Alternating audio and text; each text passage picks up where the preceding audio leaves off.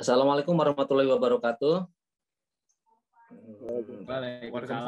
Waalaikumsalam warahmatullahi wabarakatuh. Semoga yang ngantuk agak tercerahkan ya, karena materi yang akan saya bawakan mungkin akan sangat membosankan.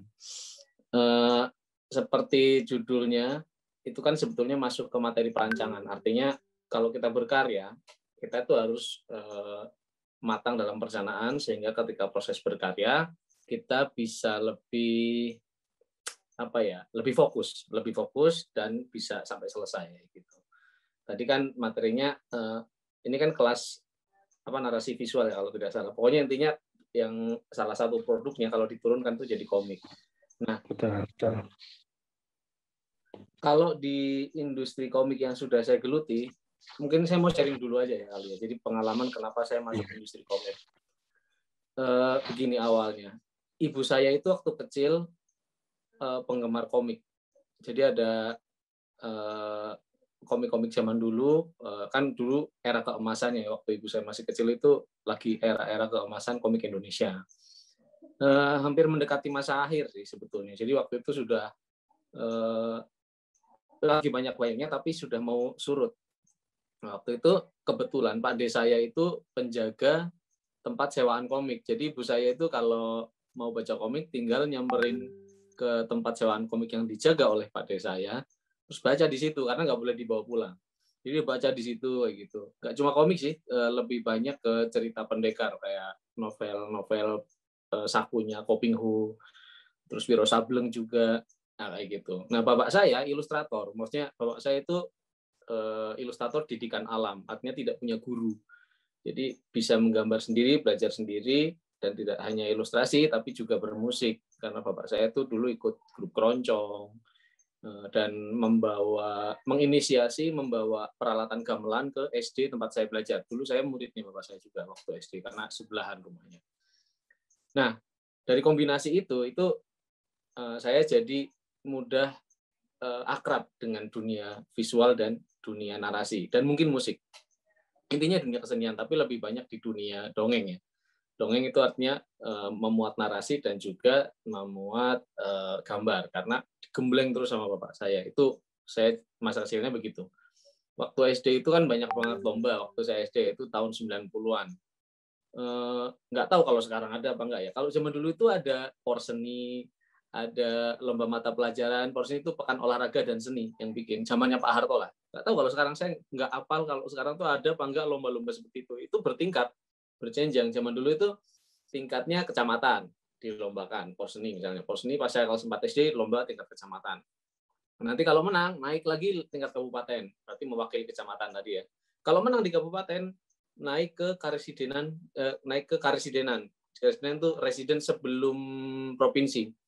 Jadi ada tengah-tengahnya tuh waktu itu. Saya pernah sekali waktu kelas 5 mewakili sampai tingkat karesidenan. Yang terakhir masih kelas 5 mau menjelang kelas 6 itu saya mewakili sampai tingkat provinsi. Lomba gambar. Nah, yang ingin saya tanamkan adalah selama menjelang lomba gambar itu pasti ada sesi latihan dulu. Jadi bapak saya itu bikin gambar untuk saya contek gambarnya, karena itu yang dilombakan, temanya ditentukan oleh panitia Porseni nasional sama seluruh Indonesia, nanti dilombakan tingkat kecamatan. Nah sebelum hari perlombaan itu biasanya jeda waktunya sekitar 1 bulanan lah. Itu saya udah digembleng sama bapak saya untuk gambar, dan dulu tuh kertasnya bukan kertas kecil, kertasnya tuh besar-besar, kertas ukuran misalnya ini paling kecil 40 kali 60, paling kecil itu ukuran poster. Lambat laun makin gede, saya masih ingat itu ukurannya itu yang paling besar tuh 70 kali 70 kalau tidak salah, soalnya gede banget, dan anak SD kan kecil badannya. Jadi itu gambar segitu dalam waktu ada yang kalau yang 70 kali 70 itu kalau nggak salah perlombaannya itu 3 hari. Jadi kita dibawa ke satu tempat di waktu itu saya ingat di Semarang itu di Gor Jatidiri, itu semua dikumpulin di situ kontingennya, nggak cuma seni ya, ada lomba sepak bola, ada lomba bukan olahraga, dan seninya ada seni tari, ada seni macam-macam, itu satu wahana besar. Nah, di situ tuh 3 hari tuh. Saya ingat lupa ingat, tapi ada bekas-bekas memorinya lah di situ perlombaan. Nah, yang ingin saya tekankan adalah saya udah terbiasa dengan deadline sejak kecil. Jadi udah tahu konsep deadline, di mana kalau saya harus menyelesaikan gambar ini dalam waktu sekian menit dengan ukuran dimensi ini dan harus ngakalin menyiasati gimana caranya memakai alat yang efektif untuk alat gambar maksudnya untuk menyelesaikan ilustrasi itu. Nah itu dari kecil udah begitu. Jadi saya udah nggak kaget dengan deadline pada saat saya besar. Karena udah terbiasa. Cuman sempat terjadi missing gap. Missing gap itu waktu saya lulus SD sampai SMA, lulus SD sampai SMA, itu saya udah nggak gambar lagi. Bukan nggak gambar ya, tapi lebih ke nggak ada lagi lomba gambar, nggak ada lagi kontes-kontes yang untuk anak-anak seusia itu. Zaman dulu di luar porseni dan lomba mata pelajaran pun banyak. Jadi ada satu mall kota ya, mall kecil gitu, pasar raya lah, bikin perlombaan, lomba gambar, saya ikut. Ada lomba gambar lagi di mana mungkin pesantren yang adain, saya ikut lagi.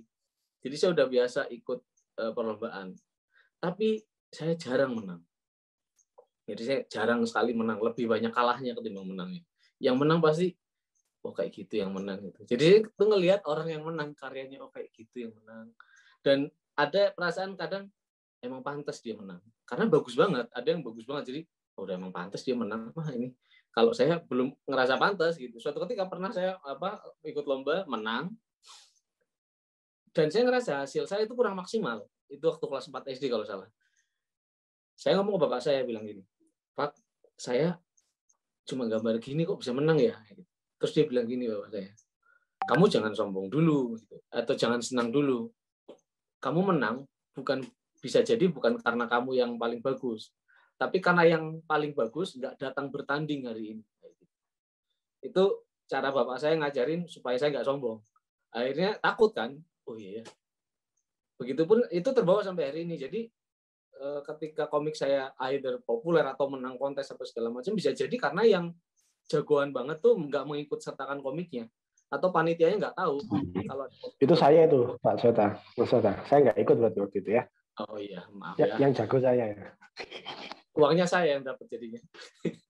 Ya seperti itu contohnya. Jadi intinya pelajaran-pelajaran itu saya dapat ketika saya masih kecil, ketika saya istilahnya masih dalam tahap belajar ya, sampai hari ini belajar sebetulnya. Cuman waktu itu saya belum belajar komik, saya baru baca-baca aja.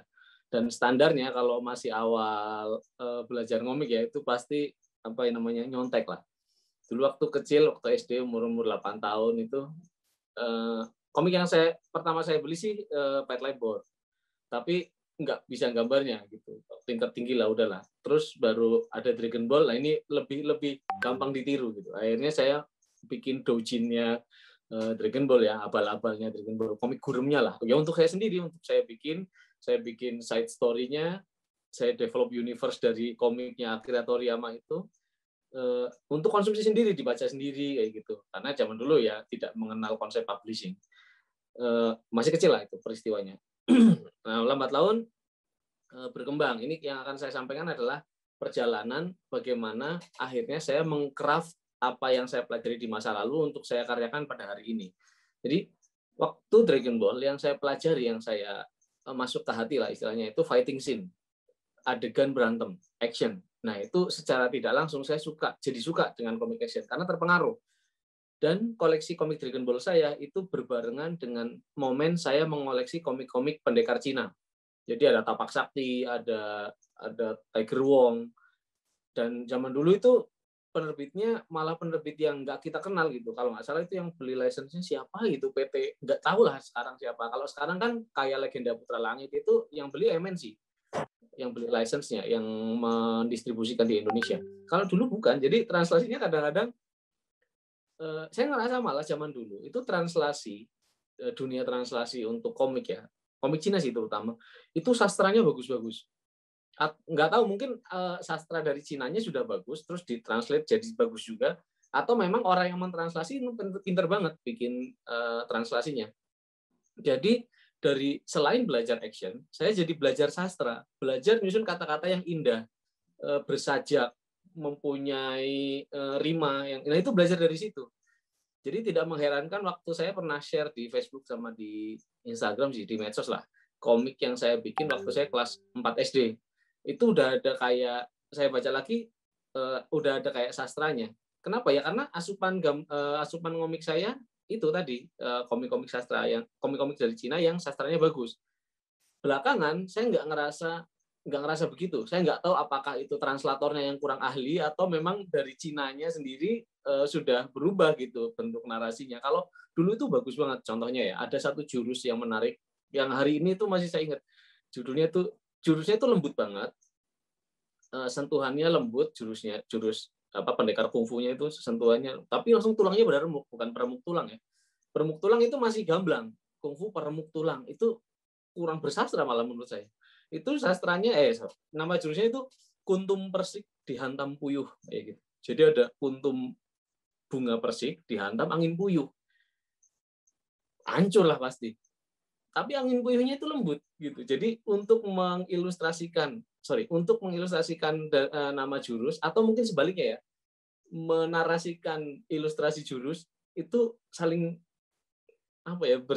sinkron lah. Istilahnya ada sastra visual, ada sastra bahasa. Jadi nyambung gitu.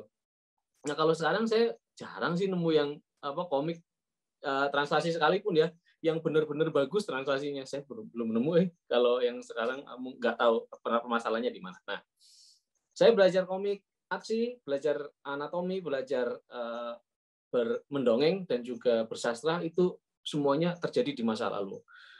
Satu lagi, selain bacaan komik dan selain bacaan komik ya, itu bacaan novel. Bapak saya itu kebetulan penulis. Nah, sehingga yang ada jadi bapak saya itu kalau nulis novel itu mencari sumber literasi untuk referensi ya, yang ada di perpustakaan. Nah, yang ada di perpustakaan itu pasti bukan buku yang sembarangan pada saat itu. Itu buku-buku sastra yang karyanya Ahmad Tohari, mungkin bukunya Pramudia belum ada ya loh ya. Soalnya itu masih dianggap menentang Soeharto. Jadi belum banyak beredar. Nah, terus contohnya itu yang kayak sastra N. Hadini yang akhirnya itu menyulut inspirasi saya untuk menuliskan kata-kata yang nggak terlalu sembarangan dialognya. Jadi dipikir dulu lah, bikin dialognya nggak yang gamblang, kecuali untuk kayak Grid dan Jingga. Even Grid dan Jingga sendiri, komik Grid dan Jingga, dialognya natural, dialog keseharian. Tapi quotes-nya itu saya ramu dengan konsep novel-novel sastra yang saya baca waktu masih kecil. Novel sastra itu pendek-pendek zaman dulu, yang tipis-tipis lah. Itu saya baca, meskipun ada yang tebel, kadang-kadang cuma baca seberapa, karena yang tertarik cuma covernya. Lihat covernya bagus, ada yang covernya stensilan kan, cuma gambar cukil kayu gitu loh, kayak Ronggeng Dukuh Paruknya Ahmad Tohari yang sekarang jadi film Sang Penari kalau di Disney Plus Hotstar loh, yang main Prisia Nasution. Itu dari sastra lama, di hari ini baru difilmkan, menempuh jarak sekian tahun untuk bisa jadi film. Intinya adalah sastra itu menjadi bagian penting dalam hidup saya yang akhirnya mempengaruhi banyak sekali proses pengkaryaan pada hari ini. Jadi itu jadi kayak fondasi. Comic action ya, anatomi tadi, pokoknya berbau visual sudah, sastra sudah, sama yang terakhir itu terkait dengan audiovisual. Mungkin nggak ada audio, karena zaman dulu itu saya kecil, mungkin di sini nggak ada yang ngalamin, tapi kalau yang seumuran saya ada yang ngalamin, itu zaman dulu tuh kalau TV itu ada pajaknya. Jadi ada petugas pajak, zamannya Pak Harto. Petugas pajak itu nanti ngelihatnya antena TV yang ada di atas. Nanti disamperin rumahnya, suruh bayar pajak TV. Bayar pajak lah, pokoknya pakai meterai. Orangnya selalu datang bawa meterai. Nanti bayar pajak TV zaman dulu itu. Barbar ya. Padahal tontonannya juga nggak doktrinasi lah istilahnya, kalau tontonannya nggak seperti sekarang bebas, tapi mungkin jadi lebih terkontrol ketimbang hari ini kan terlalu bebas juga. Nah itu audiovisual saya nggak terlalu masuk istilahnya, nggak terlalu banyak nggak terlalu banyak memberikan pengaruh atau memberikan fondasi di masa kecil saya. Kenapa? Karena ya tadi, gambar TV TVRI kan nggak terlalu banyak tontonan yang menarik. Ketika TV swasta akhirnya masuk, dibuka channelnya, pada beli itu orang-orang, akhirnya ada SCTV, ada RCTI, Indosiar agak belakangan setelahnya, itu baru mulai masuk kartun-kartun Jepang. Tapi karena saya tinggal di kampung, gambarnya itu kayak semut bubar, nggak kelihatan lah pokoknya. Senseiya itu jadi gambarnya itu apa ya, 40% doang lah paling gambarnya, jadi kayak nggak kelihatan. Suaranya sih lumayan, karena suara mungkin gelombangnya lebih mudah ditangkap kali ya. Tapi gambarnya itu hampir nggak kelihatan, jadi 60% sisanya itu saya lengkapi dengan imajinasi. Nah itu kan sebetulnya nggak ada visualnya, itu 40% mana ngefek. Nah, dari mana saya belajar tentang pengadeganan? Ada satu proses dalam berkarya yang saya sebut dengan pengadeganan. Apa ya kalau di bahasa Inggrisnya ya? Ya saya nyebutnya sebuah pengadeganan. Jadi di mana orang tuh ada, kalau kayak penulis Mas Salman Aristo, penulis skrip Laskar Pelangi itu, dia ada momen, saya nggak tahu sebutan dia apa, tapi kalau lagi pengadeganan tuh biasanya cuma diem doang memandangi kekosongan. Itu sebenarnya dia lagi menghayal, lagi mereka adegan diulang lagi, itu pengadeganan. Hal yang sangat mendukung proses pengadeganan pada hari ini untuk saya adalah ketika saya mendengarkan sandiwara radio. TV udah lupain lah, yang tadi apa Senseiya apa segala macam, nggak akan masuk di kepala saya karena nggak ada ininya, nggak ada gambarannya lah, nggak ada visualnya. Nah terus karena TV tidak mendukung, akhirnya saya lari ke sandiwara radio. Sandiwara radio itu zaman dulu populer banget, nggak tahu kalau hari ini. Hari ini kan adanya podcast ya.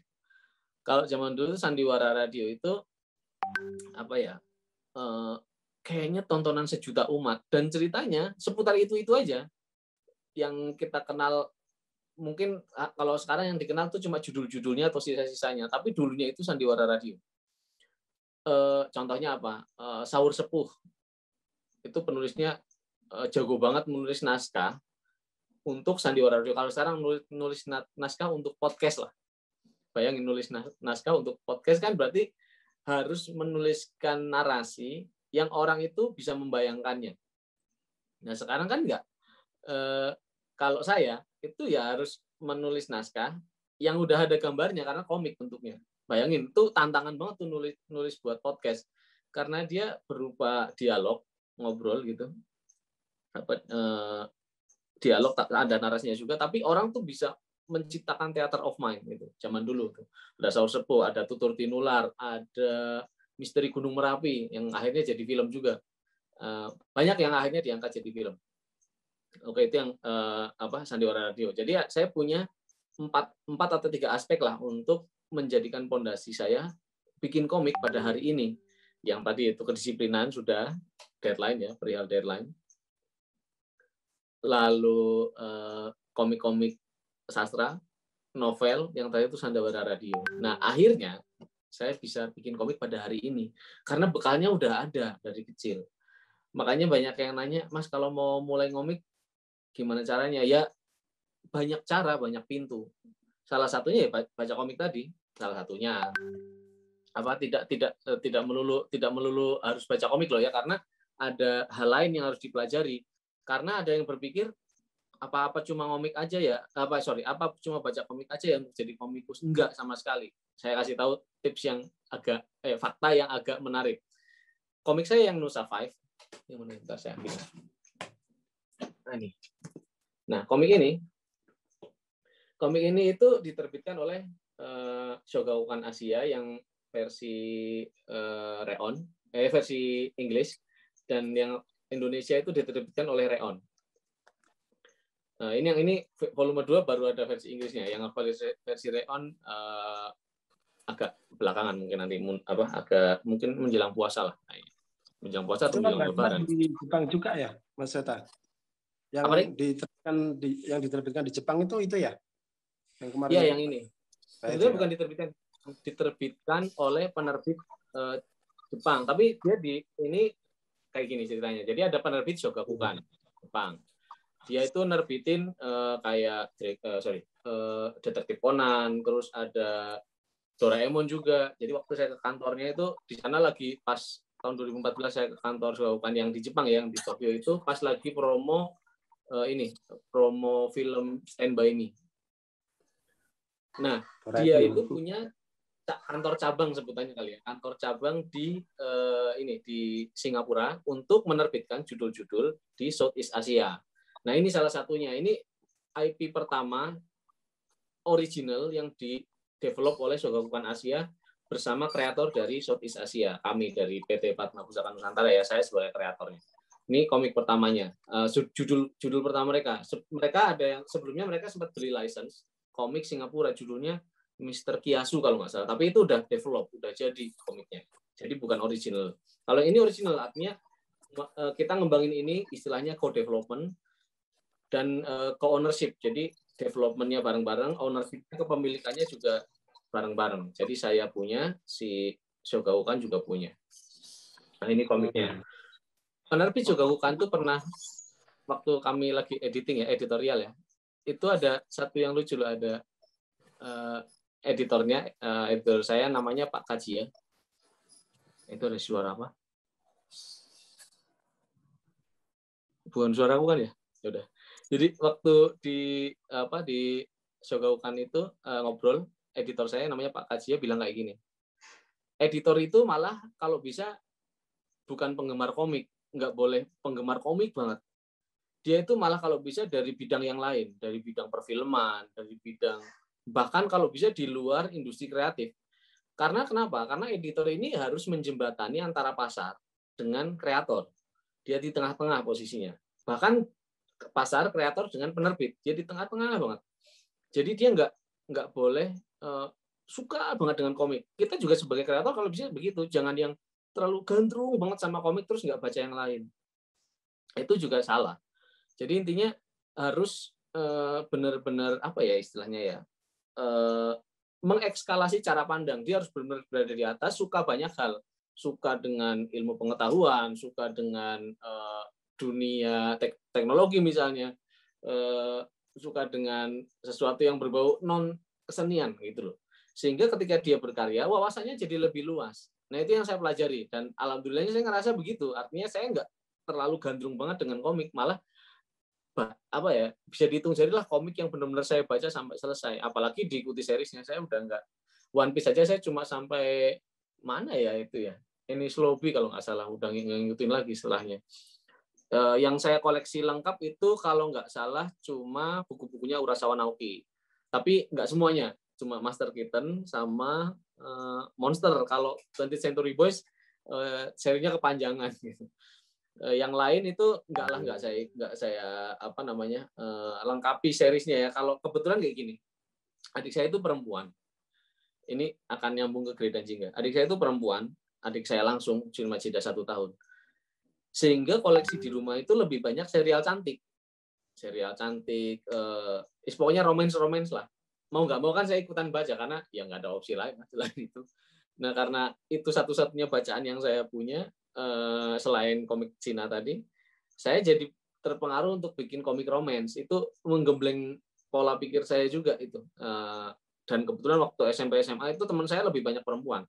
Karena itu saya itu pendengar yang baik. Jadi kalau cowok kan main pasti zaman-zaman segitu remaja gitu ya. Tapi kalau anak-anak saya itu pasti cerita gosip. Nah saya ada di antara mereka. Dari situ yang digosipin pasti laki-laki atau pasangan lah ya, tentang relationship. Itu saya belajar tuh dari SMP, SMA sampai kemudian kuliah, itu jadi embrio saya untuk mengembangkan cerita Grey dan Jingga. Nah ini yang mau saya share sekarang karena ini nyambung ke materinya tentang proses berkomik. Yang tadi saya sebutin, saya ngomong panjang itu proses pondasi, proses di mana kita itu scraping, merangkum banyak informasi, baik itu berupa bahan bacaan, peristiwa yang berlangsung dalam hidup kita, atau bagaimana kita melihat sesuatu. Berarti apa itu istilahnya? Pola pandang kita ya terhadap sesuatu. Itu akan menjadi pondasi kita dalam berkarya.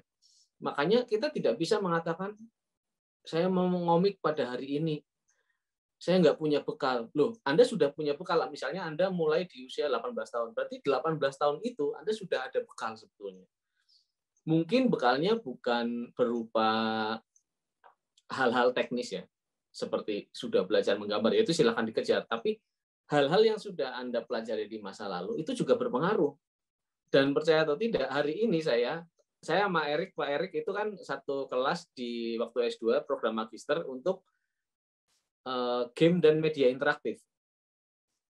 Bayangin itu game. Game itu kan sebetulnya bahasa dongeng juga, ada narasinya, ada unsur gameplaynya, ada permainannya.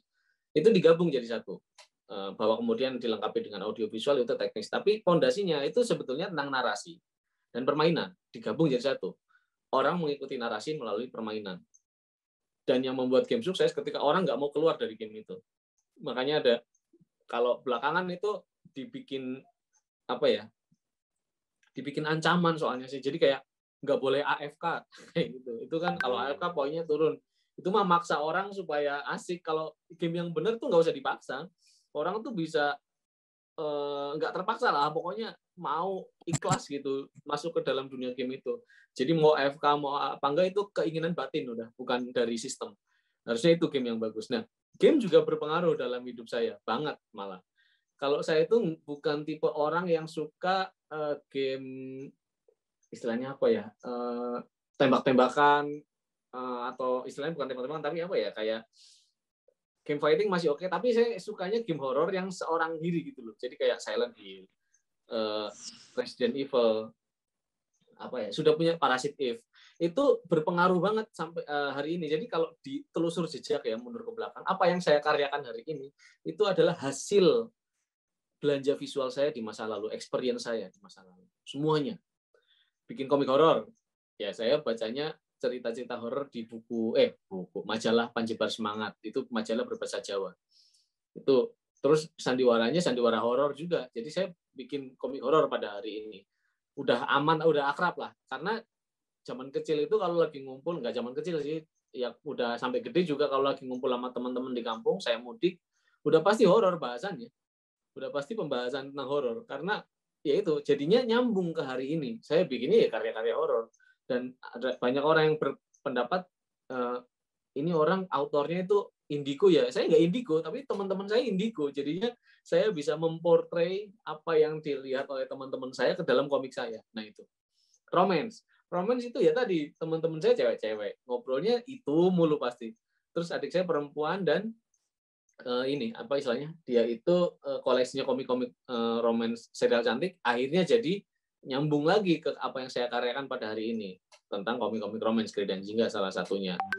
Terus pendekar, otomatis lah itu komik-komik pendekar apa action itu dipengaruhi oleh Dragon Ball sama komik-komik Cina yang saya baca.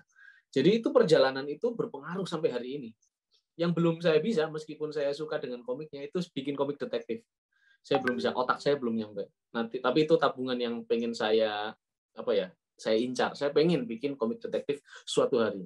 Dengan beneran ada metode deduksi untuk pemecahan kasusnya, bukan yang detektif abal-abal, benar-benar ada rumusnya untuk seperti harus riset ke kepolisian.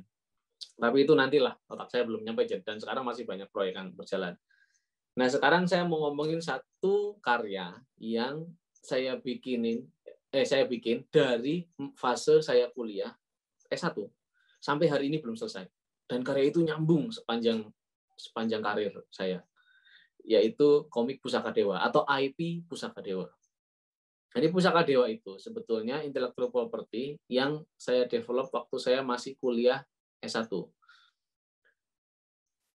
Di TB itu ada satu guru besar yang sangat saya hormati, almarhum, namanya Pak Primadi Tabrani, profesor.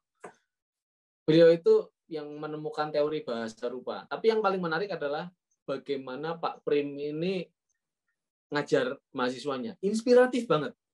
Pokoknya kalau yang terinspirasi loh ya, yang lain mungkin kalau tidak tertarik dengan budaya kurang terinspirasi. Tapi saya yang mungkin background keluarganya juga sudah dekat dengan budaya, kalau dengerin Pak Prim ngomong itu langsung kayak, wow, ini saya harus berbuat sesuatu gitu, harus bikin sesuatu dari hasil kelas ini gitu, dari kuliahnya Pak Prim gitu, karena sangat inspiratif. Akhirnya waktu itu saya mulai langsung mempelajari tentang sejarah Indonesia di era kerajaan Hindu-Buddha, karena saya tertarik dengan dunia candi, sampai arsitektur candi itu saya suka. Jadi saya otomatis kalau udah suka dengan satu artefak, nanti aspek-aspek yang mendukung artefak itu pasti akan saya pelajari juga. Candi kan tidak berdiri sendiri, pasti kapan candi itu dibangun, otomatis saya mempelajari sejarahnya. Terus peristiwa apa yang terjadi, ada konflik, teknik menyusun konflik ya kalau sekarang bikin cerita ya, oh ternyata konflik ini dipengaruhi oleh sosial budaya, politik segala macam. Nah itu saya pelajari juga.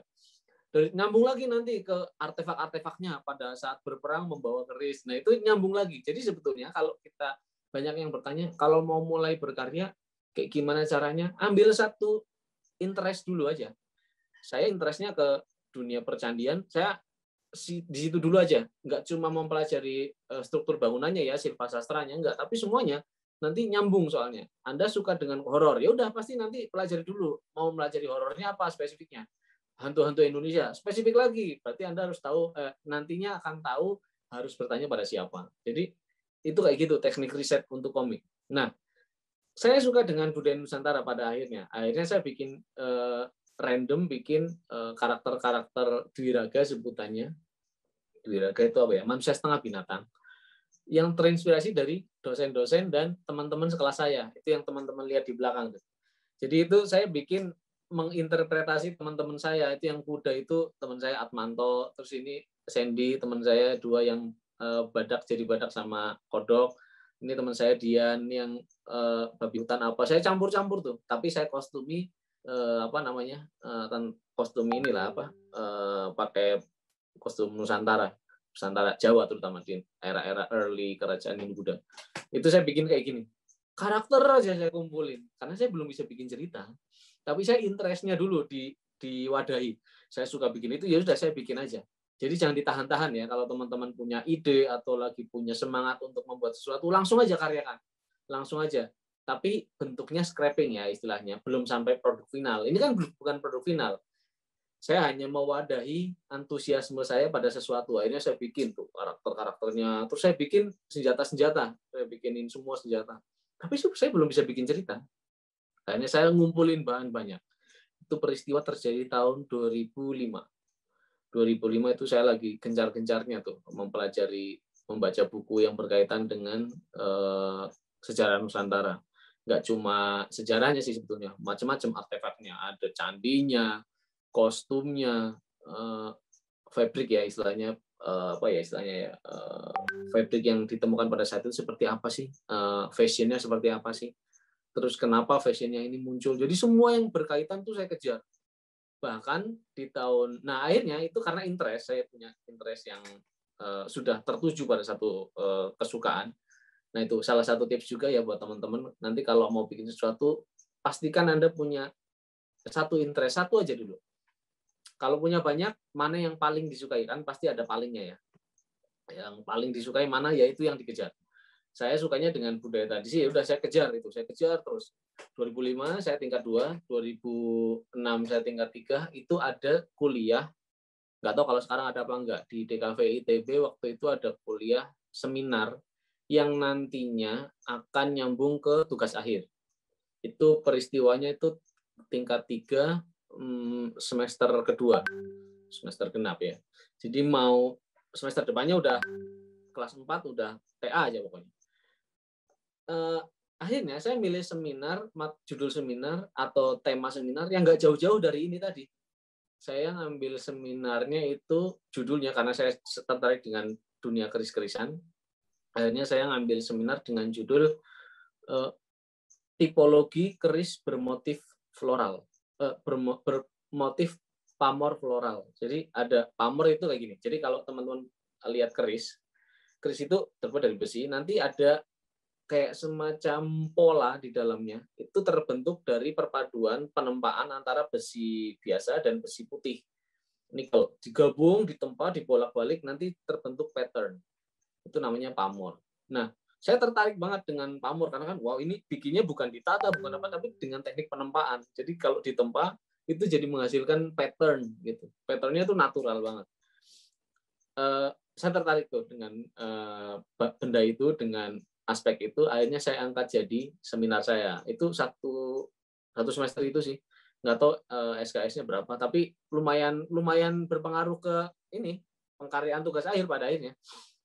Akhirnya saya ngangkat itu keris dengan tema tipologi keris berpamor floral. Itu saya pelajari, saya jadi nemu tuh teori-teorinya. Oh, teorinya untuk membedah nggak bisa sama, harus pakai teori ini ya gitu, belajar. Dan itu simultan. Jadi ada yang bertanya, duluan mana sih kalau nulis tugas akhir antara ngumpulin data atau ngumpulin teori? Simultan, bisa jadi bareng-bareng.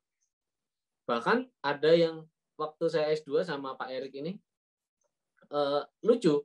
Kamu bikin aja dulu karyanya, kata pembimbing saya, Pak Andar waktu itu. Jadi saya disuruh bikin dulu karyanya, nanti data dan teori menyusul, bisa kayak gitu. Jadi yang namanya kerja itu tidak selalu kronologis, urutan gitu. Nggak selalu seperti itu, tapi bisa simultan terjadi bersama-sama atau paralel. Nah, itu metode kerja. Jadi ini akan nyambung ke materi utama yang mau kita bahas ya, tentang skrip komik sampai ke karya, mana yang duluan, kayak telur sama ayam sebetulnya. Nah, ini yang terkait seminar, saya seminarnya itu. Jadi nyambung interest saya di tingkat 2 sama seminar yang saya bikin, nyambung. Nah, ini saya bikin tugas akhir. Tugas akhir itu kelas 4, tingkat 4. Saya nggak mau dong menyia-nyiakan hasil perjuangan saya ngumpulin data seminar yang begitu ribet untuk supaya tidak wasted ya istilahnya. Saya tugas akhirnya ya nyambung dengan interest saya dan seminar saya. Akhirnya saya bikin ini nih. Nah, ini tugas akhir saya tahun 2008. Ini saya nulis novel, tuh kan nyambung dengan masa lalu saya. Saya nulis novel tentang dunia pendekar, saya gabung dengan dunia mitologi. Ini total ada 86 ilustrasi watercolor seperti ini, watercolor. Kayak gini. Dengan jumlah halaman novel itu 150 lah. Kalau di total ini ya 166 halaman dengan ilustrasinya. Ini tugas akhir saya tahun 2008 di DKV. Ini udah buku ini sih, buku istilahnya apa ya? Prototype lah. Saya nyetak sendiri. Yang pertama, yang buku aslinya udah nggak tahu di mana. Ini saya nyetak yang kedua ini. Prototipenya. Waktu nyetak pertama itu tugas akhirnya saya cetak, saya taruh di ruang DKV untuk sidang waktu itu. Ya diajar habis-habisan lah, karena kan saya nulis cerita oke, tapi kalau untuk layout halaman apa segala macam saya kurang ahli pada saat itu. Ilustrasi nggak dinilai lah, artinya sudah udah lalu bisa kalau ilustrasi, tapi kalau nge-layout kayak gini itu saya masih nol, saya nggak bisa. Makanya nilainya nggak terlalu bagus ini tugas akhir ini, meskipun effort. Nah, ini gambar bapak saya nih. Ini yang saya bilang tadi, bapak saya ilustrator. Ini gambar tangan bapak saya. Saya minta bantuannya. Apa? Itu yang dijiplak oleh desainer covernya Pitoy Amrih itu ya, Pak Pitoy itu ya? Oh iya, mana yang enggak? Iya benar, yang ini. Nah. Iya, gambar ini pernah kan saya masukin DeviantArt, terus dijiplak orang. Tapi ada berkahnya. Saya jadi kenal sama Pak Pitoyo, itu udah nggak apa-apa lah, dijiplak aja. Udah ya. Jadi ini tugas akhir saya. Tugas akhir tuh berapa semester ya? Harusnya 2 semester kan. Pokoknya nulis laporan iya, bikin karya iya gitu loh. Nah, ini karya-karya yang di belakang tuh. Artwork yang di belakangnya.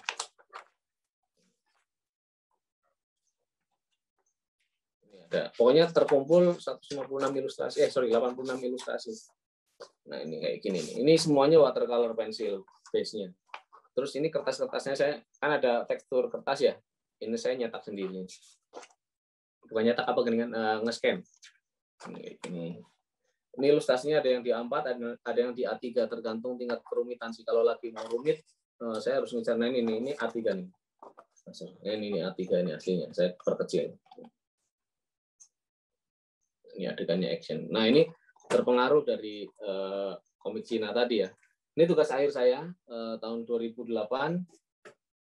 Nah, waktu S2 ketemulah Erik Armayuda. Akhirnya kamu apa Rik ininya?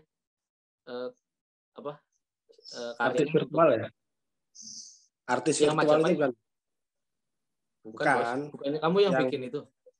Hologram itu loh. Oh iya, ini beda lagi. Yang topeng Malang ya? Iya, topeng Malang. Nah, akhirnya kalau saya nyambung. Jadi kebetulan pembimbing saya tesis dan tugas akhir TA itu berarti S1. Kalau yang tesis ini udah S2. Jadi setelah S2 itu kita berapa tahun ya? 2 tahun kali ya? Apa 1,5? 1,8 ya? Iya, 1,5 tahun benar. 18 bulan kan? Gara-garanya ini kan kita akselerasi waktu puasa aja berangkat, yang lain pada libur karena program beasiswa dari pemerintah, jadi harus tepat waktu. Nah, waktu tesis itu pembimbing saya sama dengan pembimbing saya tugas akhir, malah beliau yang minta, almarhum Pak Priyanto Sunarto. Jadi Pak Pri itu waktu lihat saya, loh kamu kok kuliah lagi kayak gitu, ya pengen belajar Pak kayak gitu. Ya sudah, nanti kamu bimbingannya sama saya. Akhirnya di booking. karena tahu saya pasti bikin karya yang sama dengan waktu saya tugas akhir yang tadi itu yang tadi yang bimbing Pak Prianto. Nah, dari tugas akhir itu kan berbau harus dengan digital ya. Akhirnya saya bikin konsep game, konsepnya doang, nggak jadi gamenya. Jadi cuma ada yang playable tapi cuma satu part doang, cuma pas nempak. Gamenya itu menempa keris. Saya juduli game keris nempa. Ini ada project tesisnya. Nah ini tuh project tesis Pusaka Dewa, ada per chapternya itu. Ini chapter untuk apa ya? Scene karena game juga ada narasinya. Ini ada oratornya, semuanya ada. Dan ini plotting ada. Ini kalau ini apa istilahnya ya? Saya nyebutnya tensiogram. Tensiogram itu grafik emosi. Grafik untuk menentukan cerita pattern-nya akan seperti apa. Nah, ini adalah aset-aset yang saya pakai, saya develop untuk game saya. Sebentar, ini berat. Nah, ini game. Ini saya riset ke desa Nggatak di Godean, Yogyakarta, menemui seorang empu penempa keris keraton. Ini hasil saya berkunjung ke sana nih. Ini gambar-gambarnya ada aset. Ini semuanya saya gambar manual ya, watercolor. Ini juga ini aset-aset untuk gamenya. Gamenya ya nggak jadi, cuma konsep gamenya ini juga nih. Ini perapen, ini tempat penempaan keris. Gamenya namanya keris tempa, jadi otomatis menempa keris isinya. Ini fase-fase besinya. Ini manual bikinnya. Terus ini ada karakter-karakternya. Ini pakai watercolor. Ini juga aset-aset ikonnya, ini icon. Lalu masih karakter nih, alternatif karakter. Terus ada beberapa karakter yang diwarna. Ini yang udah final.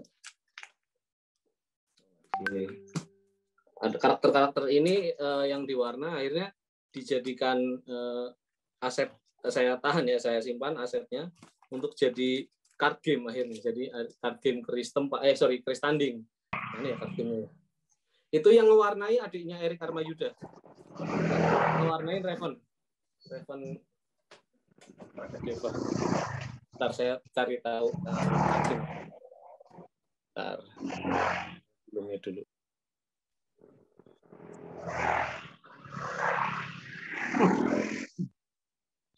Berarti itu konsep untuk card game itu sebenarnya adaptasi dari game sampean yang atau waktu S2 gitu berarti ya?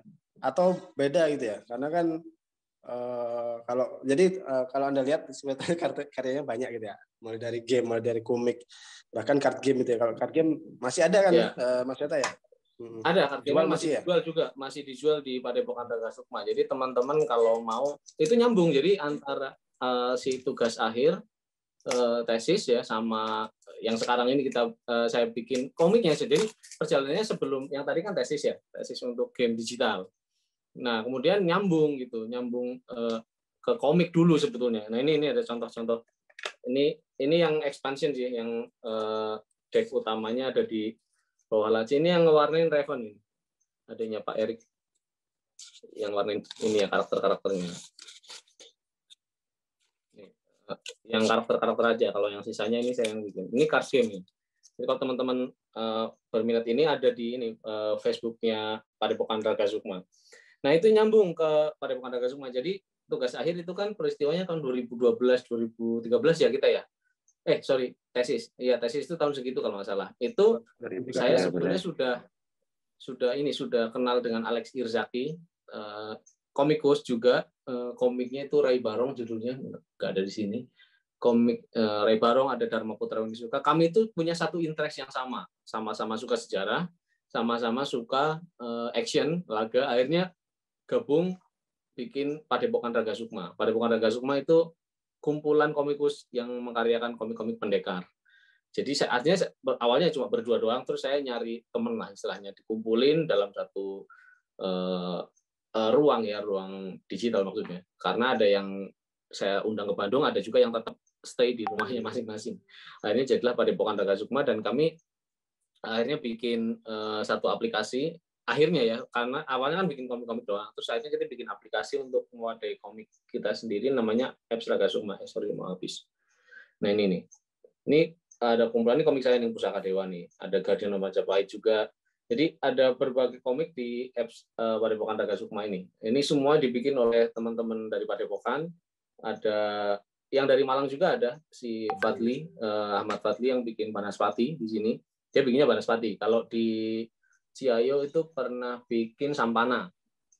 Nah, ini komik-komiknya. Di Malang juga dia, Topeng Malang Explore-nya. Dia di Malang base-nya kebetulan. Nah, terus ini komiknya ini ada yang berwarna, ada yang hitam putih, dan ada yang gratisan. Ini gratisan yang Guardian of Majapahit. Kalau yang sisanya itu ada yang gratisan episodenya, episode pertamanya, tapi episode berikutnya itu harus beli kayak gitu. Ini aplikasi Raga Sukma Komik. Ini bisa di-download apps-nya di Google Play Store, tapi nggak ada versi Apple-nya. Belum ada karena ribet akhirnya.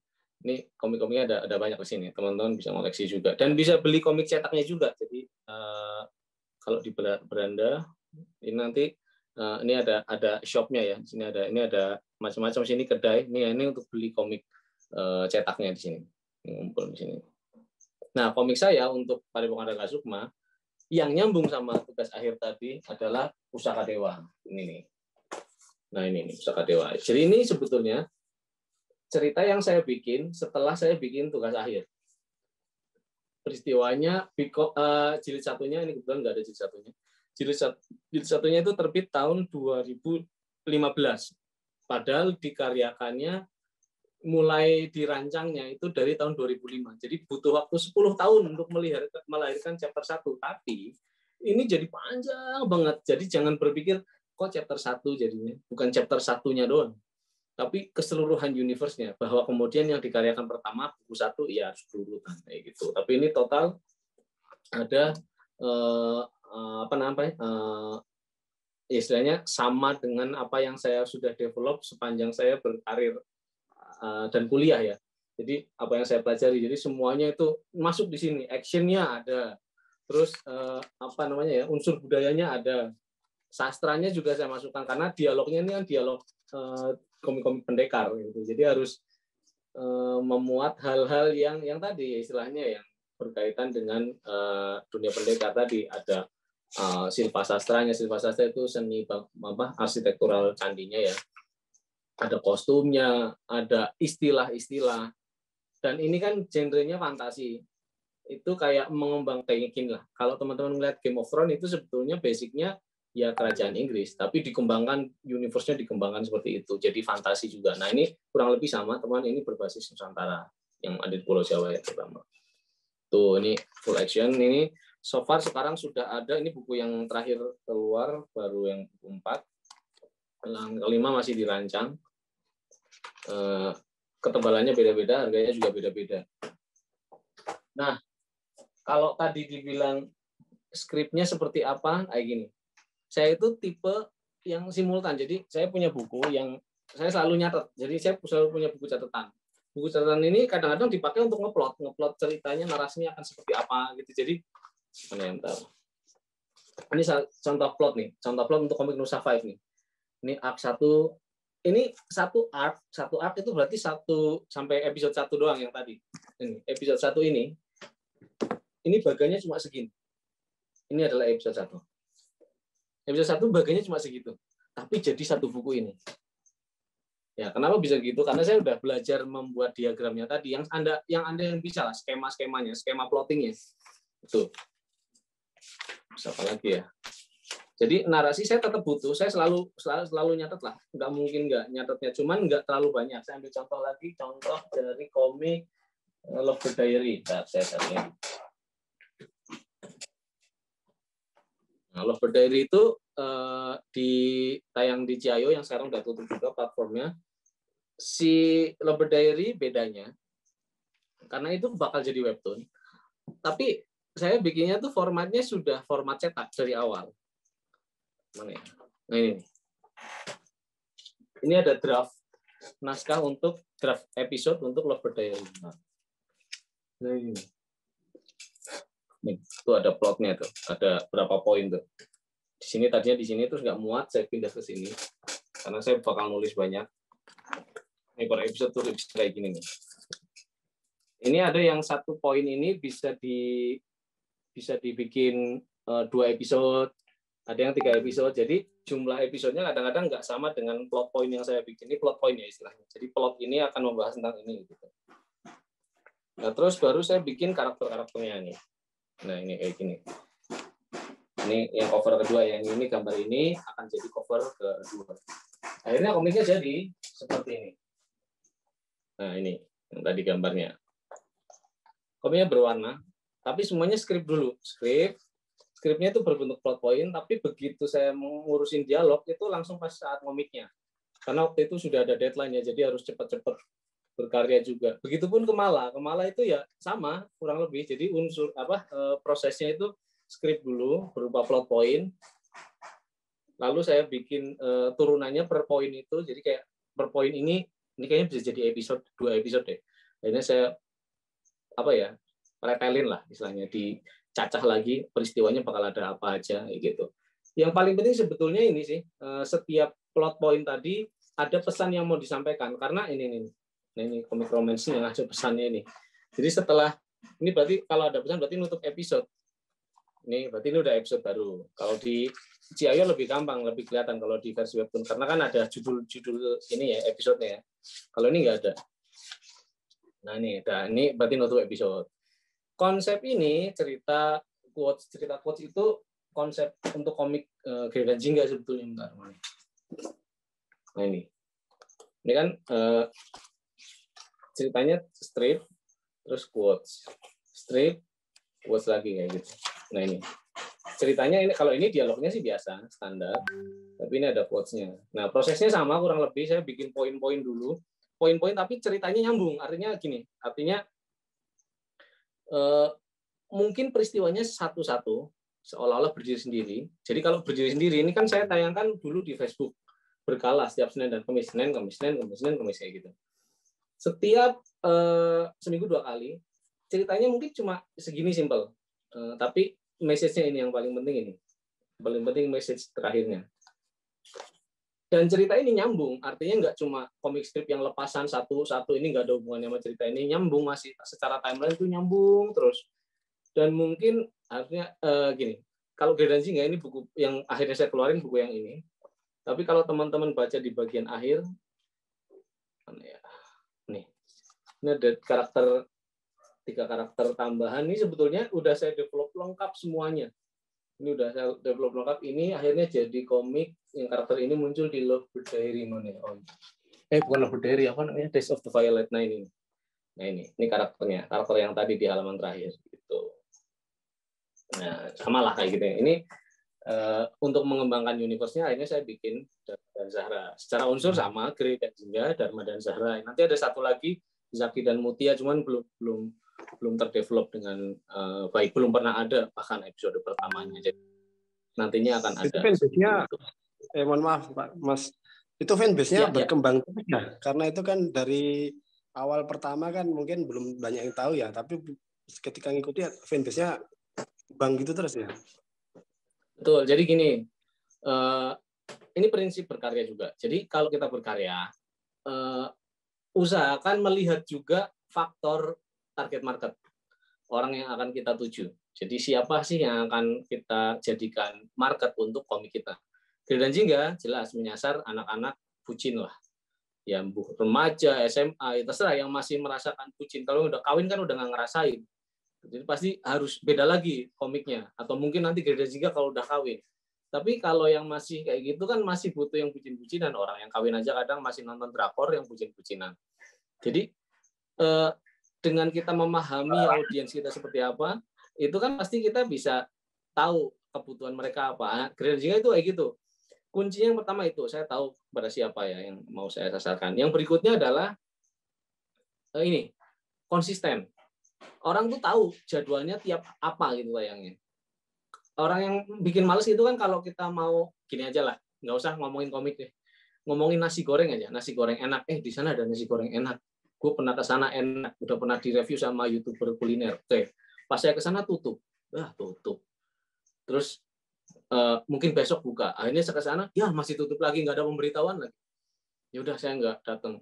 Besoknya saya nggak ke sana, males. Taunya buka di sana pas lagi buka. Akhirnya artinya adalah si pemilik nasi goreng itu kehilangan satu kesempatan, kehilangan satu pelanggan yang mungkin saya satu, mungkin ada yang lain gitu, yang mau menikmati nasi gorengnya. Sama komik juga gitu. Saya tuh langsung dari awal ketika Gri dan Jingga tayang di Facebook tahun 2012 Oktober itu tayang. Saya langsung tegaskan ini akan tayang setiap Senin dan Kamis.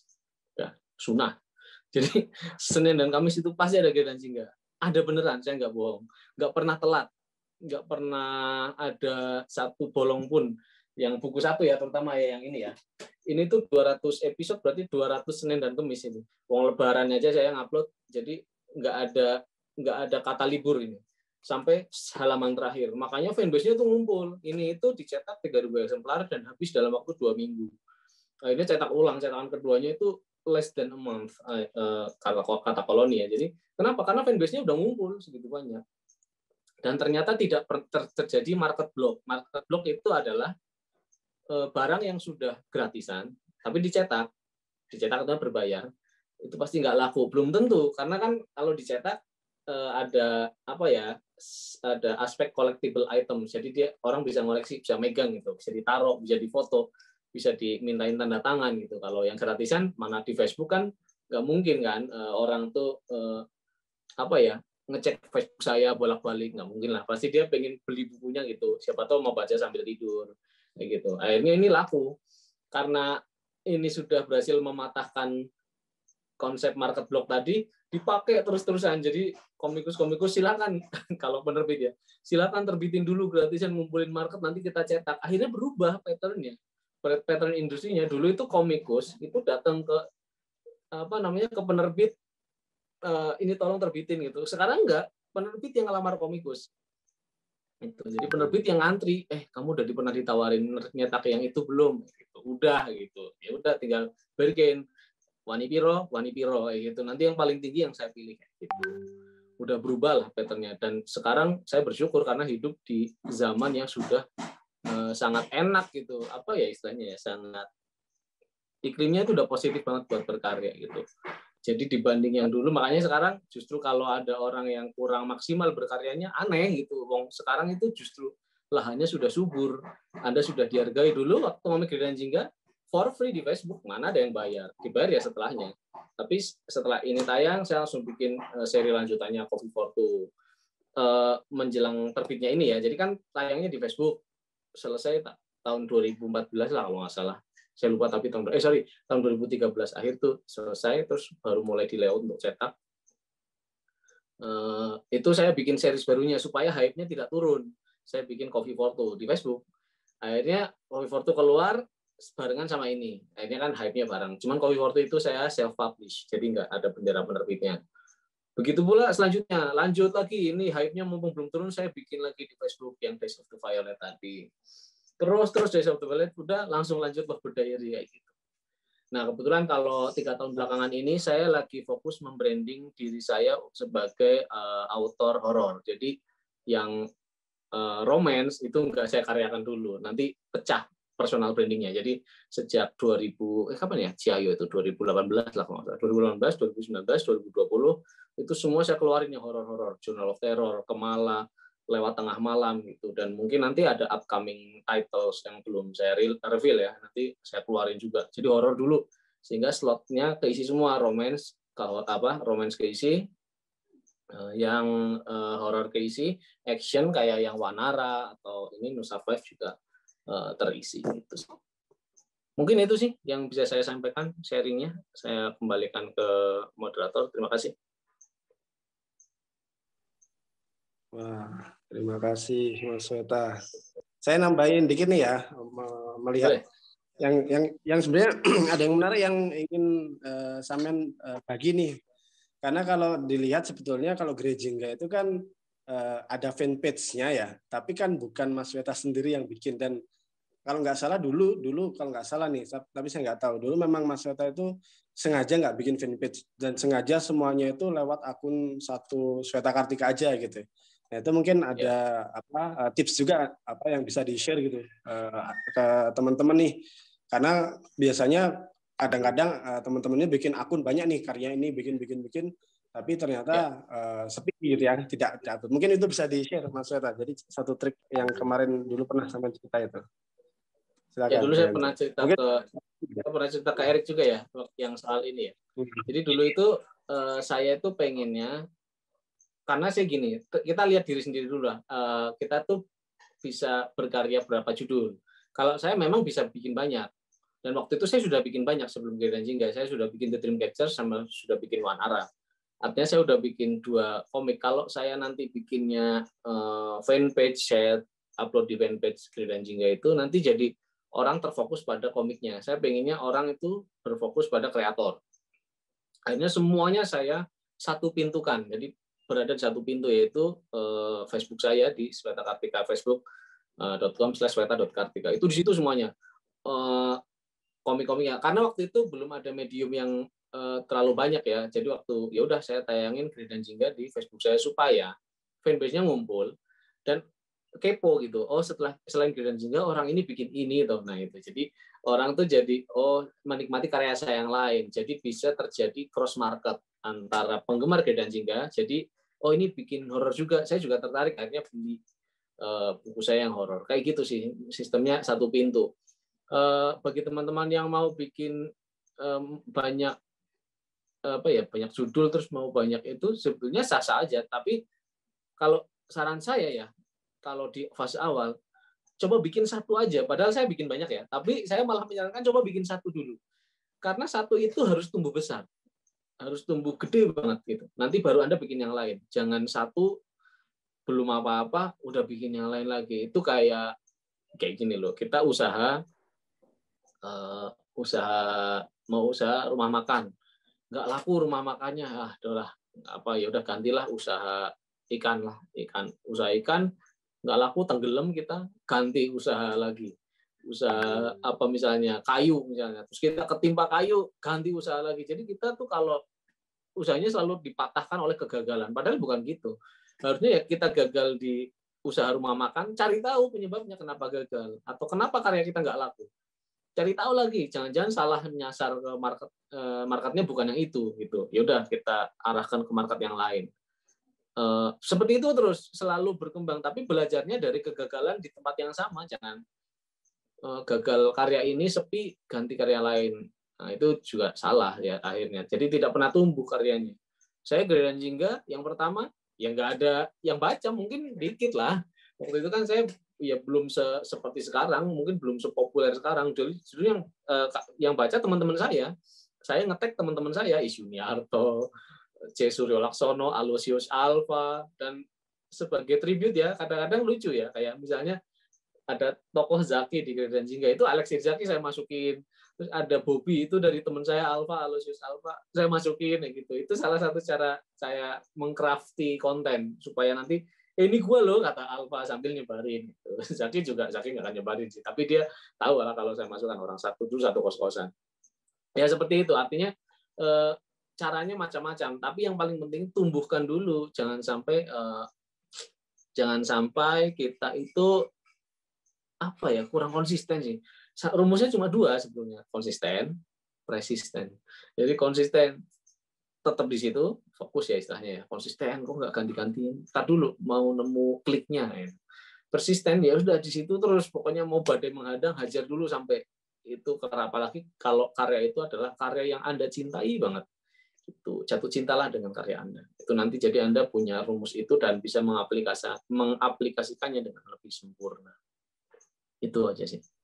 Mantap, terima kasih Mas Weta. Oke, dikembalikan ke panitia ya. Sepertinya banyak banget yang nanya dan antusias tadi komen-komennya. Jadi biar panitia Oke. Ya, terima kasih materinya dari Mas Weta. Banyak banget pengalaman luar biasa. Sebenarnya kalau saya pribadi dari Geridan Jingga tuh paling suka Zaki sih, karena unik aja gitu. Apalagi Mas Weta kan di komiknya tuh selalu ada biodata karakter tuh. Itu selalu saya baca tuh, karena menarik gitu, kayak punya karakter sendiri ya. Masing-masing ada. Semuanya tuh jadi, biasanya kan komik yang menarik cuma tokoh utama. Ah. Kalau di sini semuanya seru gitu. Mau sampingkan juga bisa dapet kan ke kita juga Asli. sampingan. Jadi kita ada kayak aware juga sama Iya. karakter yang lain kan. Iya itu. Ya karakter yang tadi kita pikir cuma sampingan, tapi ternyata dipikirnya detail juga. Sampai ada cost-costnya kan. Kayak Zaki tuh My Life, My Rules. Itu saya inget banget itu. Terus salah satunya juga yang beberapa karakter ternyata ada di universe lain kan. Jadi Iya. ada lanjutan lagi makin dalam salah satu karakternya. Gitu. Oke, kita lanjut ke sesi tanya jawab ya, karena pertanyaannya banyak sekali ini. Banyak yang penasaran juga Iya, ini. kita takut durasinya nggak cukup. Yang pertama nih, ada dari Linda Lisnawati dari Universitas Nusa Putra Sukabumi. Pernah Citepus? Oke lanjut ya. Mau bertanya, kalau saya kan dari kecil tidak begitu tertarik dengan komik, dan baru sekarang-sekarang ini saya merasa punya minat di bidang komik, yang artinya harus mulai dari nol banget. Apakah ada tips tahapan-tahapan belajar yang dari nol ini? Nah, silakan Mas jawab. Ya, yang paling komik itu unsurnya ada dua ya, ada unsur visual, ada unsur cerita. Biasanya yang lebih sulit dikejar, sebenarnya dua-duanya sulit dikejar, tapi karena gambar itu kan teknis banget. Ya sebenarnya nulis cerita juga teknis, tapi Anda pasti punya cerita di kepala. Mendingan itu dulu, belajar nulis dulu ceritanya. Belajar membuat plot-plotnya kayak tadi saya bilang. Jadi saya mau bikin cerita ini, dibatasin dulu aja. Kayak kalau kita bikin tugas akhir aja ada batasan masalah, terus ada rumusan masalah, sama lah. Mekanismenya sama. Kita bikin bab pendahuluan itu sama. Bab pendahuluan adalah bab perancangan komik. Jadi pendahuluan adalah premis atau sinopsisnya komik. Kita mau bikin komik apa, judulnya apa, tentang apa yang menarik dari komik ini. Itu yang paling penting. Karena Anda harus tahu komik ini punya daya tarik ini, sehingga itu yang Anda ciptakan pertama. Kayak komik Nusa 5. Ini adalah komik 5 pemuda yang mendapatkan kekuatan dari 50 besar di Nusantara. Itu udah jadi satu tagline. Bukan premis, bahkan itu kayak logline-nya lah. Nah, Anda harus pikirin itu bab pendahuluan tuh kalau di tugas akhir. Jadi overview-nya lah, keseluruhannya, abstraksinya itu tentang apa sih. Nah, udah. Setelah dapat gambaran umum, Anda bikin pembatasan. Ini saya mau bikin satu chapter dulu, 24 halaman. Tapi saya sudah merancang untuk 10 chapter, yaitu satu buku. Nah, udah kayak gitu aja dulu. Jadi secara umum Anda tahu batasannya. Tapi banyak yang mau saya sampaikan. Sama, komik saya juga banyak yang mau saya sampaikan. Tapi saya pintar membatasi. Jadi apa yang sekiranya perlu disampaikan, itu yang disampaikan. Karena nggak semua hal disampaikan. Kenapa? Ya kita cerita ke orang aja, peristiwa. Kita nyeritain peristiwa deh. Pasti nggak semuanya diceritain kan? Pasti diceritain dari yang paling menarik untuk diceritakan. Dan yang kurang-kurang menarik, kayak partikel-partikel remeh itu, pasti nggak akan diceritain. Nah, komik juga begitu. Jadi teman-teman pinter menentukan mana yang paling menarik untuk diceritakan. Gimana cara ngerumusinnya? Ini saya kasih tips yang paling gampang sebetulnya. Manusia terlahir dengan ketertarikan untuk bergosip atau menceritakan orang lain lah. Jadikanlah rumus untuk membuat komik. Anda kan suka tuh gosipin, misalnya sekarang yang lagi rame apa ya? Gosipin artis lah, apa ya misalnya. Oh ini, anaknya presiden itu yang putus, padahal anak presiden putus, ya lah penting banget itu. Nah itu kan bahan gosip kan. Anda nyeritain ke orang lain, itu adalah Anda nyeritain premis. Tahu nggak lu, Kaisang putus sama pacarnya. Kaisang kisopo. Nah dijelasin, Kaisang adalah, wah itu berarti penjelasan karakter. Introduction tadi udah, hint-nya lewat sesuatu yang paling menarik. Cerita Anda harus dari sesuatu yang paling menarik dong. Jadi kalau nggak menarik orang kan nggak suka. Jadi misalnya apalagi yang pokoknya gosip lah. Gosip itu pasti dari tagline yang paling menarik. Karena orang pasti ingin tahu. Cerita yang bagus mengundang rasa penasaran. Pasti ada cliffhanger-nya, ada sesuatu yang disimpan. Siapa tuh pacarnya Kaisang? Jadi gini, wah ceritain panjang. Jadilah cerita panjang itu. Dan pasti urutan. Penjelasannya pasti penjelasan karakter dulu. Jadi gini, Kaisang itu adalah ini. Dia itu begini. Karakter kedua adalah ini. Itu sebenarnya Anda sedang bercerita. Itu rumus komik sudah. Makanya ini next-nya Padepokan Raga Sukma. Jadi kalau teman-teman mau belajar komik, ini Mbak atau Mas ya, tadi kalau mau belajar komik banget dari nol, silakan buka YouTube, cari channel Padepokan Raga Sukma. Itu saya sama Alex Irzaki itu setiap Rabu hari ini ya, nanti jam 7 malam update episode terbaru. Saya sama Zaki setiap Rabu jam 7 malam itu melaunching satu episode dengan judul Buka Kitab Raga Sukma. Buka Kitab itu isinya ya tips belajar komik lah. Dari fase yang nol banget, fase yang awal gitu. Udah. Jadi itu gampang lah kalau mau belajar komik sekarang bisa dari situ. Tapi ya tipsnya tadi, makanya nanti saya mau pengen nambahin satu program lagi di Padepokan Tegar Sukma ya, selain buka kitab tadi, mungkin judulnya agak-agak ini ya, biar orang tertarik gitu. Jadi judulnya Gibah Komik. Kenapa gibah komik? Karena kita bikin komik itu gibah sebetulnya. Itu rumusnya rumus gibah gitu. Karena kan gibah dulu kita mau pasti yang menarik dulu nih kalimat pertamanya. Ini gibah komik. Yang penting bukan gibahin komikus. Gibah komik nggak apa-apa. Komiknya nggak akan kepanasan. Ya, itu rumusnya Mbak ya. Jadi yang kedua itu untuk keseluruhan. Tapi kalau mau ngangkat karakter, coba angkat karakter dari teman-teman sendiri aja lah biar gampang. Jadi kayak Lupus. Ada yang tahu Lupus nggak ya? Di sini kayaknya Anda lahir ketika Lupus novelnya berakhir. Jadi Lupus itu novel bikinan Hilman Hariwijaya zaman dulu, anak 90-an, rambutnya duran-duran. Zaman dulu ada band duran-duran. Kalau sekarang diterbitkan lagi Lupus, diganti rambutnya mirip Siwon. Aduh, hancur udah. Diganti karena harus disesuaikan dengan zaman. Ya intinya Lupus itu menarik novelnya karena dia mengangkat orang-orang asli. Boim ya dari Boim Lebon, penulis juga. Gusur Adikarya dari temennya juga. Gusur Adikarya beneran dimasukin. Si Hilman jadi Lupusnya. Yang lain tuh karakternya asli beneran dimasukin, di craft lagi. Kayak saya masukin Zaki atau masukin Alpha jadi Bobby di Gre dan Jingga sama. Gitu. Nusa Five juga gitu. Saya dulu kan nyari biar gampang itu, ya udah saya jadi Rangga. Shani Budi jadi Rimba. Biar gampang lah. Jadi Tami jadi siapa gitu, jadi biar dicocok-cocokin aja, padahal ya nggak selalu seperti itu. Yang paling narsis lagi Wanara itu emang company profile, jadi ada komik Wanara itu isinya 4 orang pendiri Wanara, ya kami berempat gitu, jadi ada saya, Bima, Habibi, Dian, itu saya jadikan komik karena memang itu company profile aslinya, tapi diterbitkan jadi komik ya sudah, namanya juga dimirip-miripin gitu, karena Dian, misalnya Dian, temen saya Dian dipanggilnya Monster waktu masih kuliah, ya Dian Monster, namanya Monster akhirnya di komik. Saya jadi Seta, nama saya Sweta, dihilangin W-nya doang. Bima jadi Brata, karena Bima kan Bratasena. Habibi, karena dia bikin komik Bibo, namanya Bibo di komik Wanara. Itu gampang, akhirnya saya tinggal merefleksi teman-teman saya sendiri. Itulah rumusnya. Jadi sekarang Anda, bukan saya ngajarin gibah, tapi coba Anda refleksi, merenung di bawah air terjun, apa yang sudah pernah Anda gibahkan, nah itu adalah rumus komik.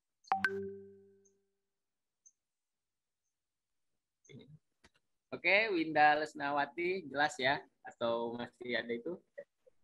Sudah ya? Sudah jelas banget sih ya, tadi. Yang penting tuh dari kita dulu mulainya ya. Kita lanjut ke pertanyaan berikutnya ya. Dari Dani Universitas Trilogi ingin bertanya, komik-komik Mas Sweta kan sudah dipublish di Jepang. Untuk pengurusan kekayaan intelektual dan hak ciptanya lebih rumit atau sama saja dengan hak cipta di Indonesia ya? Begitu sama. Pertanyaannya. Ya sama kan, kalau copyright punya saya, yang bukan mungkin hak terbit maksudnya. Jadi ada hak cipta, ada hak terbit. Hak terbit beda lagi. Hak terbit itu MOU-nya bentuknya hak terbit, bukan hak cipta. Jadi MOU itu apa ya? Memorandum of Understanding ya kalau nggak salah. Jadi nota kesepahamannya itu yang paling membedakan adalah bahasanya. Kalau di sini bahasa Indonesia, sana bahasa Inggris, sudah gitu dong. Ya bahasanya isinya mah sama lah, nggak ada bedanya. Ya cuman itu aja. Kalau secara copyright nggak bisa dicuri gitu, karena udah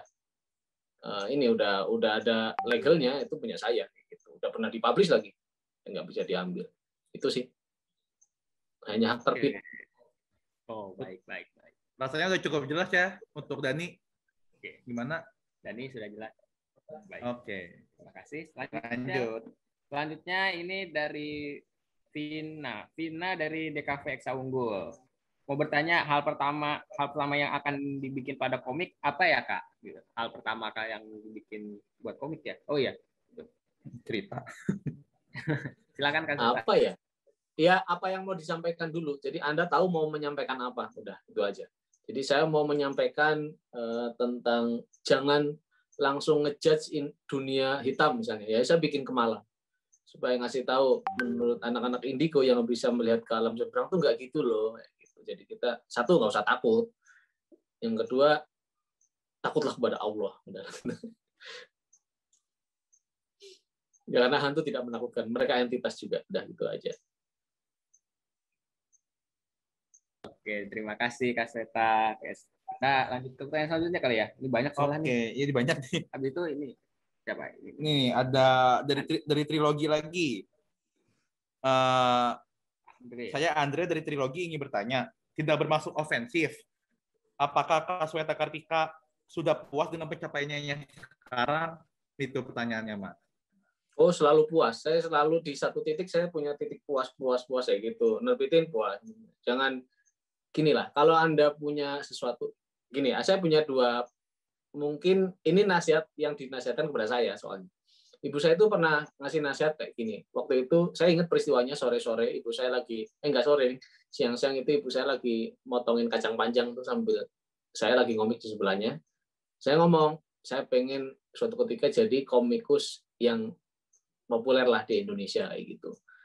Ibu saya bilang nanggung kalau di Indonesia, sekalian aja ke sedunia lah kayak gitu, internasional kalau bisa levelnya kayak gitu. Apa nggak bahaya tuh menggantungkan cita-cita ketinggian itu? Loh ya enggak, yang bahaya itu justru kalau kita menggantungkan cita-cita terlalu rendah sehingga bisa kita gapai dengan mudah. Justru kalau menggantungkan cita-cita tinggi, kalau kita yang tertinggi tercapai nanti jatuhnya di situ-situ aja gitu, nggak akan rendah banget kayak gitu. Nah, itu satu nasihat. Yang kedua, saya itu selalu menghadiahi diri sendiri. Jadi gini, pencapaian saya itu untuk saya sendiri nomor satu. Komik saya atau cerita saya berhasil diceritakan, itu saya udah puas. Komik saya berhasil saya komikkan aja, itu udah puas buat saya. Makanya saya nggak bergantung sama orang lain. Pencapaian berikutnya, misalnya berhasil diterbitkan. Pencapaian berikutnya diapresiasi orang, dibeli deh, gitu. Jadi tahapan pencapaian itu selalu berbeda, gitu. Tapi saya tidak pernah kehilangan pencapaian yang pertama. Jadi apapun yang terjadi nanti, komik lu nggak laku, misalnya ada yang bilang gitu. Iya, nggak masalah. Mau saya bikin untuk saya sendiri kok. Saya sudah puas itu. Kayak makanya saya bisa bilang komik Pusaka Dewa dengan komik Gerdan Jingga itu beda levelnya. Meskipun yang populer Gerdan Jingga, 100 pembaca Gerdan Jingga itu sudah sama dengan 10 pembaca Pusaka Dewa atau sebaliknya ya, 10 pembaca komik Pusaka Dewa bagi saya itu nilainya sama dengan 100 pembaca Gerdan Jingga gitu. Karena beda levelnya. Dan Gerdan Jingga itu kalau bisa karena saya bisa membisniskan karena kan gampang romance ya. Itu udah acuannya bisnis banget itu. Jadi udah ditawarin sama Digital Catapult untuk terbit di Jepang ya, versi Jepang ya. Saya ngitungnya bisnis. Harus ada perhalamannya, saya hargai berapa segala macam, kayak gimana harus teliti. Tapi kalau kayak Pusaka Dewa itu saya keep gitu. Orang lain nggak akan boleh minta, siapapun nggak boleh gitu. Kecuali saya itu into banget kayak tadi yang card game. Ini kan kerjasama saya sama Manik Maya Game nih. Ini ada ini Manik Maya ini logonya. Jadi Manik Maya ini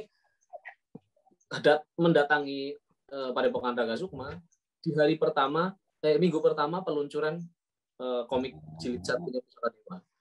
Kenapa itu? Kan dia bilang ini, saya mau bikin card game-nya boleh nggak? Kenapa? Karena menutup halaman terakhir Pusaka Dewa itu langsung tercipta theater of mind dunia pendekar. Dia langsung udah kebayang gameplaynya. Loh, padahal komiknya jilid 1, nggak ada adegan gelutnya lagi. Jadi dia udah kebayang dunia pendekar ya, karena memang dunia pendekar bukan soal berantem kayak gitu. Jadi sesuatu yang masing-masing itu beda pencapaian. Saya udah puas banget, udah jilid 1 terbit puas. Masing-masing ada beda. Tapi saya sarankan hadiahi untuk diri sendiri dulu. Jadi Anda tidak terlalu bergantung sama orang lain. Nggak ada yang nge-like, nggak apa-apa. Kan kasihan sekarang. Apa-apa masa data kualitatif dinilai pakai data kuantitatif. Kan kepuasan berkarya itu kualitatif kan, kualitasnya ada value-nya. Masa terus ini yang nge-like dikit, kenapa Anda concern ke situ? Itu urusannya beda. Itu beda nilai kayak kita ngukur air pakai hitungan gitu. Ini airnya 2, yang gimana nggak bisa lah. Itu kubik hitungannya udah beda lagi gitu. Sama, komik juga begitu, kepuasannya masing-masing beda. Itu aja sih. Oke, kita lanjut saja ya. Oke, ini ada pertanyaan dari Muhammad Revanda Fargani dari Etera. Halo Etera. Oke, saya Muhammad Revanda Etera. Izin bertanya terkait desain karakter dalam komik. Saya sedang kuliah dan sedang mendapat tugas untuk membuat komik yang memiliki budaya Sumatera. di masa kerajaan namun dibuat semi fiktif atau tidak sesuai sejarah, bisa dibilang fantasi. Namun saya kurang mendapat referensi model yang pas sesuai dengan karakter desain yang saya buat. Apakah kakak punya saran di mana tempat yang pas untuk mencari referensi model yang meracikan salah satu budaya Indonesia dengan gabungan fantasi? Terima kasih. Ini pertanyaan dua berarti ya, nyari model yang mau buat komik dia sama mekanismenya kan. Kalau saya gini sih, tidak semua yang Anda cari ada di Google. Jadi itu rumus pertamanya, itu fakta bahkan. Kadang-kadang yang ngisi di Google adalah Anda sendiri, harusnya Anda. Makanya saya itu buku yang saya baca tidak terlalu banyak, tapi perjalanan saya ke sumber asli itu lebih banyak ketimbang saya baca buku. Itu kenapa? Karena ya kadang-kadang data itu ada di lapangan itu. Buku itu jendela dunia, tapi di balik jendela itu ya kita harus datang sendiri. Jadi kita lompatlah dari jendela itu keluar, Anda kejar. Waktu itu saya nemenin Pak Erik juga waktu ke Kedung Monggo mempelajari topeng Malang.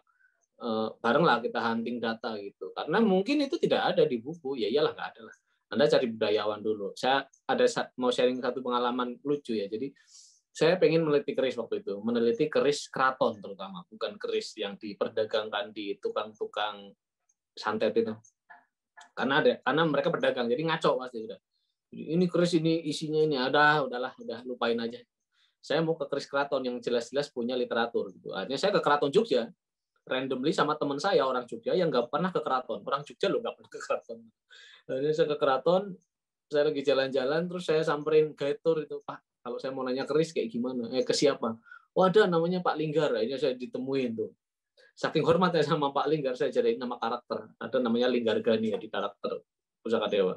Jadi saya karena dia berjasa buat saya, ini ngobrol lama akhirnya sampai kalau mau ketemu orangnya di sini itu kan nggak ada di buku alamatnya. Saya dapatnya dari bapak itu, dikasih nomor HP.